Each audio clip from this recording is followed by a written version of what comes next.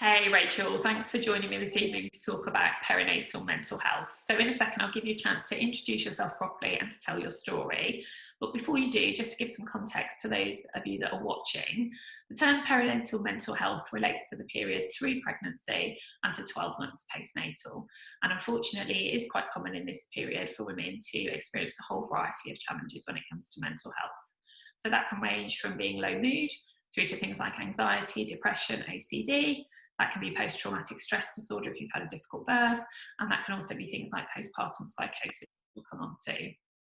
It's not uncommon, unfortunately, in this period as well for eating disorders and things like that to kind of pop up. So if we talk about how common is this, the World Health Organization suggests that something like, and obviously this is an average, 10% of women in pregnancy and 13% of women postnatally experience some kind of mental health challenge in this period. But the Royal College of Obstetrics and Gynecologists suggests actually it's near a 1 in 5.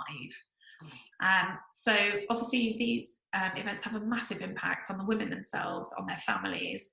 And I think as a society, we have really improved in talking about mental health, but there still are lots of people suffering in silence. So I think there is definitely still more work to be done. And so in advance, particularly if I get carried away at the end, thank you so much, Rachel, for being willing to share your story, for volunteering, and for the kind of honesty and bravery that comes with that. So before we go to your story, just introduce yourself. Who is Rachel? Yeah, so I'm Rachel. I'm mum to Chloe, who's now 18 months. And I attended your classes back in 2018 now. Right, yeah, absolutely. Yeah, so I'm a junior doctor based here in Birmingham, and I'm married. I like knitting, I like coffee, and all the usual things. You're very good at knitting as well, not just liking it. Thank you. My pleasure. So obviously the subject is mental health this evening. Had you had any mental health challenges in life before having Chloe? I'd say I've always been an anxious person. I've always been a bit of a worrier. I had one episode of kind of mild depression maybe about 6 or 7 years ago. Went on for a few months, got some treatment, and it went really quickly. It wasn't severe. It didn't stop me doing anything. I didn't really see it as being like a big significant mental health problem. So I did have a little bit of history, but nothing major. No, I mean, what you've described there is very common to hear across people, depending on what's going on in your life and where you are. So obviously, and we're talking about postnatal mental health here, but shortly after the birth of Chloe, it became quite clear to you quite quickly that things weren't right. Do you want to tell us a little bit more about how that evolved? Yeah, so actually, when I look back at it, things weren't right during pregnancy. So I suffered quite a lot with anxiety throughout the pregnancy, and I just put it down to me being naturally anxious, being a first-time mum. I had a couple of health scares towards the end of the pregnancy, and the anxiety just kind of came and went. So I didn't see it as much of an issue, and I thought, oh, you know, once Chloe's here and she's fine, then I'll be much better. But actually, in the last few weeks of pregnancy, I was starting to have like low mood, almost having panic attacks and feeling just generally not right. And then, unfortunately, birth wasn't the wonderful experience that I was hoping for. I won't go into the details, but I felt very out of control. I was very frightened. I thought I was going to die. I felt just awful, you know, having Chloe. And then, you know, Chloe's born, and in my mind I was imagining it to be this like amazing magical moment when she's put on my chest and I'm full of love, but actually all I felt was panic and fear. And I really beat myself up about that. I was just like, well, she's here, I should be really happy, I should be full of love. Why am I feeling so awful and so panicky? And I'd lay there like next to Chloe at night time, and I'd just be having flashbacks back to labour, feeling awful and panicky, and I'd just lay there wide awake, unable to sleep because I was feeling so awful. And so it started really soon after birth, kind of in the first few days, to really snowball. Um, I realized something wasn't right. I was saying to my husband, "God, I feel so awful. I feel really panicky. Like, this isn't normal." And I spoke to the midwives about it when I was in hospital after having Chloe, and they actually got the perinatal mental health team to come and see me on the ward. That's So good. Address. yeah, I'm really lucky that I live in an area where we have a perinatal mental health team, because I think only about half of the country at the moment have access to that kind of specialist care. I know, crazy. And so anyway, one of the community psychiatric nurses came and saw me, and she said, "Oh, it's very common to have an acute kind of stress reaction to a traumatic birth, and we'll follow you up in the community." Which they did. I saw them very regularly. They came out to the house. After a couple of weeks, they started me on some antidepressants. But unfortunately, things for me didn't turn a corner and didn't improve. It just kind of snowballed and got worse and worse. And when Chloe was 10 weeks old, I was actually admitted to a mother and baby psychiatric unit.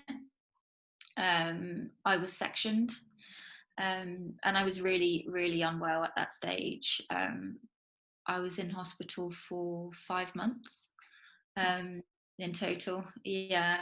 And eventually, with lots of different treatments, I was well enough to be discharged, and I've been out of hospital now for almost a year. So yeah. In the beginning, it was apparent to you really quickly, and I think we do put women under pressure with some of the narrative that we have around childbirth. So it's this whole really natural thing for the body to do, and it is. I'm not discounting that at all, but a lot of us go into birth first time round expecting baby to just kind of slide out, crawl up, latch onto the breast. We feel all this love that we kind of never knew we could experience, and that actually it's not like that for a lot of women. Even putting aside obviously the experience that you've had, but if you kind of go into something thinking that's what you're supposed to feel and then you don't, that's got to kind of make a situation worse. So obviously you're worrying about kind of Chloe and panicking about looking after her, but how did that feel for you as an individual, suddenly feeling like you were losing control over yourself where you were and ultimately being kind of sectioned? I mean, it was, well, just completely terrifying, really. When I was having panic attacks, and I mean, at my worst, I was having maybe like 20 or 30 a day. I literally thought I was dying. I thought I was going crazy. And I 100% believed that I was never getting better at all. I just thought this was it now, that I'm stuck in this just state of mental torture forever. And it made me want to die. At no point did I have any thoughts of harming Chloe, but I frequently had thoughts of harming myself, which was ultimately why I was sectioned. And yeah, it's just really scary. And also just my view of myself as a mum, like, I don't know, like, I'm the kind of person, I'm always used to being good at things. I did well at school, I got good grades, I do well at work, etc. And then suddenly to be like a mum and for it all to just completely fall apart in the way it did, I felt like an absolute failure. I felt like I didn't deserve Chloe, I didn't deserve my husband, and ultimately I didn't deserve to be alive. And yeah, I can't imagine what that feels like, being at the depths of all of that, as you said, not even able to see a way out of it.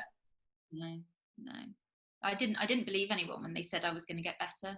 Yeah. Like, doctors were telling me, the nurses were telling me, like, I even had like patients who had previously been in the unit come and visit me and tell me their stories, and even though they all said you're going to get better, I just did not believe it. I thought they're lying or they're deluded. But what you were saying was so all-consuming. It wasn't like once in a while you felt slightly down. As you said, you're having kind of continual panic attacks throughout the day. that Yeah. when that's constant and you don't kind of get any let up from it, I can't imagine how you do see the positives. No, and I mean, I got to the point where I just lost touch with reality. I was actually quite deluded at some points. I believed that the traumatic birth I'd been through had changed the structure of my brain, and that's why I wasn't going to get better. I believed that I had a condition that no one had ever had before, and I had all these just weird thoughts that to me were 100% true. Like, to somebody who's mentally well, hearing me talk about it, they must be like, why could she believe that? But it's incredible what your brain can trick you into thinking when your brain isn't very well. It is, and I think when you speak to people who've experienced postpartum psychosis, that they're like, exactly that, me versus reality. But that was my reality, and that was everything that I saw and believed. And the fact that, obviously, correct me if I'm wrong, you're much more knowledgeable on the subject than I, that we're not entirely clear why some women experience this, or kind of how that comes about. And I think it can be really hard for kind of women's husbands or partners and their family to comprehend it, because I know with my husband, he just would repeatedly tell me, you're going to be okay, you're going to be okay, and he was never able to comfort me because I just didn't believe that. So he felt completely just helpless, and well, yeah, he just felt like he couldn't help me. He felt frustrated because he would literally just have the same conversation with me again and again, and you know, it was awful for him to see me go through that and to not be able to do anything about it. So. There's something always awful about being powerless when people you love are struggling with things. Was he able to kind of support? Because obviously you were in the right place for you at that time with the support that you needed, and he's having to kind of carry on normal life in inverted commas, carrying a huge amount of emotional trauma. So was he able to get support from anywhere, or? He was, yeah. Like he obviously had like 2 weeks off paternity leave, but then he couldn't go back to work because I couldn't be left alone with Chloe. We ended up moving in with his parents just because he couldn't cope with me and Chloe. I mean, I went for days without even looking at Chloe at some points. I couldn't bear to be in the same room as her. I couldn't bear to hold her. I couldn't give her a bottle. I couldn't change her nappy. I couldn't do anything. So he relied massively on his family to help him, both kind of practically with Chloe and also kind of emotionally. But then when I was in the mother and baby unit, they do actually have a support system for the partners. So he could chat to the staff there, either with me or by himself, and you know, he had kind of support from the perinatal team as well. Good, because it does feel helpful that although family would obviously go to the ends of the earth to kind of support him, but sometimes speaking to other people who are more experienced in this, who've experienced it themselves, can just be really powerful, can't it? Yeah. And I know, like, since, you know, we've been through this, my husband has supported other men who are supporting their wives or partners with perinatal mental health issues. So it's really useful for him to have gone through it. He can then talk to other guys about it and be like, I know this is horrible, but it will get better. And it's very good of him to remember how powerful that was for him to be willing to then obviously do that for other people too. Yeah, definitely. So obviously what we've talked about are the really kind of deep, dark bits of where you've been, which is very real and the subject of the conversation. When did things start to turn a corner? What did that look and feel like for you? I think initially I didn't even realise I was starting to get better. I think, I mean, like, I remember my psychiatrist saying to me, other people around you will realise you're getting better before you realise you're getting better. But I remember thinking, oh, you know, I've smiled today, or, you know, I've enjoyed eating my food, or it was just like really small things in the beginning, like being able to change Chloe's nappy without anyone helping me, or I don't know, waking up and feeling motivated to get out of bed. It was small things. And yeah, and also I think I was under the impression that as soon as you start getting better, it's just up and up and up. Yeah. But one thing I learned is that it's very much like that. Yeah, which I found really difficult. Every time I had a bad day, I thought, oh, you know, I'm not getting better. You know, I was right. I'm just going backwards again. But recovering from any kind of mental health problem is a roller coaster, and you'll have good days and bad days. But eventually you'll have more good days than bad days, and the bad days will become less bad and less frequent, and the good days will become more good and more frequent. So yeah, That balance, isn't it? mm. Finally kind of coming out of the unit, how did that feel going home again? Because that must have been quite strange, having been away for so long, for pretty much the entire time you've been a mum. Yeah, I found it really difficult at first. I think I was kind of under the impression that, oh, I must be all better now because I've been discharged from hospital. Okay, yeah. And I think I put a lot of pressure on myself to just be normal and to be able to cope and manage. But actually, being discharged home just meant that I was well enough to continue getting better at home rather than in the hospital. So again, it was a rocky road, and I'd say it was probably another 6 months after being discharged before I'd say I was well again. Yeah. So yeah, it was a journey. A whole year of your life then. Yeah. A difficult place. So thinking about your kind of, obviously life now is totally different to before, Chloe. You're a mum, and that's a whole different thing of its own. But in terms of your mental health, is there anything that you do differently now in terms of generally kind of looking after yourself, prioritising that? Or do you feel like things are just in check and you don't have to do anything specific for it, if you understand the question? Yeah. No, I do lots to look after my mental health, which I think is not just important for me, but I think like everyone should be making their mental health a priority, because you know, a lot of us make our physical health a priority by doing exercise classes and eating healthy, but it's not like a normal or regular thing to be constantly checking in on your mental health. So there's lots of things I do. I still see a clinical psychologist monthly, which I've found just, well, a lifesaver really. You know, she's completely changed the way I approach so many different things in life, and ultimately I found out that I'm a lot happier now because of the kind of like beliefs I had in my head I was challenging. I make sure I prioritize self-care. So I make sure that I do things like having a bubble bath, you know, once a week, putting on a face mask, having a glass of wine, just things like that, just to relax and unwind. And obviously I do my knitting, which has always been kind of, I don't know, something that helps with my anxiety and my low mood. Just lose yourself in the task that you're doing, can't you? You'll be so present. Definitely. And I think as a mum, you can become so, you know, focused on just, you know, doing mum tasks that actually you need to take time to do things for you. So yeah. I have this conversation with clients every single kind of day and week of, I'm too busy to ... And from as simple as you said, of just having a soak in the tub, opening a book, just shutting the world, just going for a walk for 2 minutes outside and taking a deep breath. But actually, you're entirely right. All of us should every day prioritise our mental health, and that happier mums with better mental health will always find mum life just that bit easier and be that bit more resilient with the things that get thrown at us.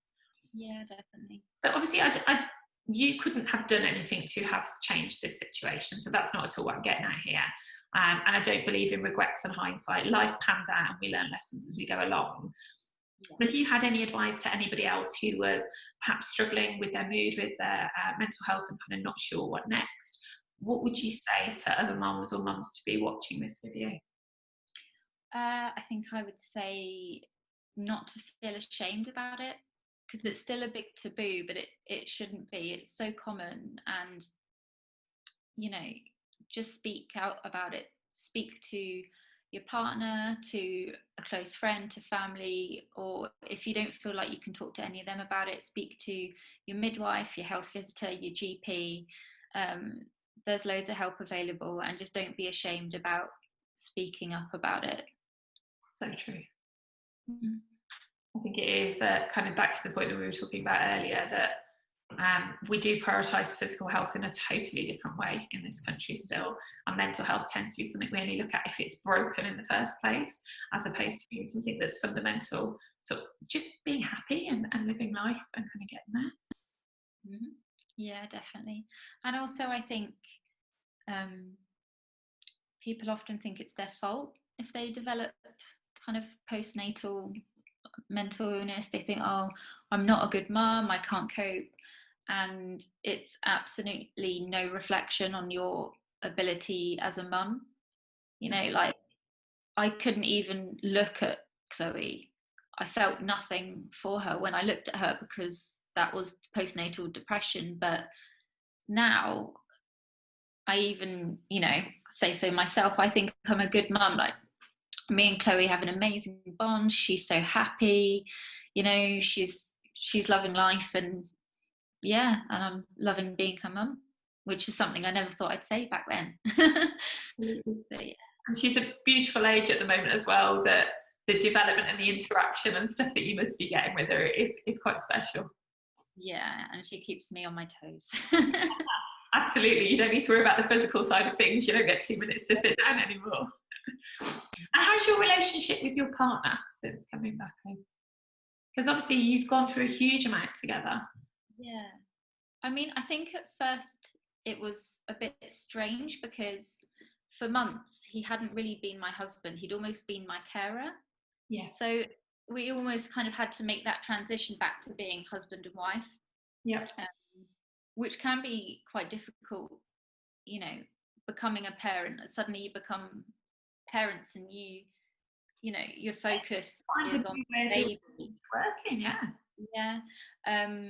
So, as when Chloe got a bit older, we started going on date nights and like doing things like that, just to remind ourselves of, that we're married. Yeah. Absolutely. Yeah. No, that's great to hear. I mean, you've been through an experience I can't even claim to try and understand, Rachel, but I think it's amazing that you're standing here so happy and balanced as you are, and just, full of support and advice for other people going through this, that when we go through difficult times, a lot of us naturally back to the kind of shame, guilt and feelings that we shouldn't feel, but quite often we do, of retreating and not really talking about them. So I think it's really, really brave of you to be here and to talk so candidly today about your experience. And I really hope that anybody watching this who's struggling takes both, what's the word I want? Takes heart from it, and the fact that there is positivity lying at the end of this, even if it is extremely challenging at the time, and that they reach out for support as needed. Yeah, I think I remember my psychiatrist saying to me, "This will pass. It might pass like a kidney stone, but it will pass." I like that. Yeah. Absolutely. Anything final that we've not covered, or do you think that that's broadly what you wanted to say this evening? No, I think, that's the message I wanted to get across. Super. Thank you so much. I'm really grateful for your time, and I'm really keen to share this really widely. I think you are a beacon of positivity for the women to look to in difficult times. Oh, thank you. My pleasure. Take care, and I'll speak to you soon. Yeah, bye. Bye.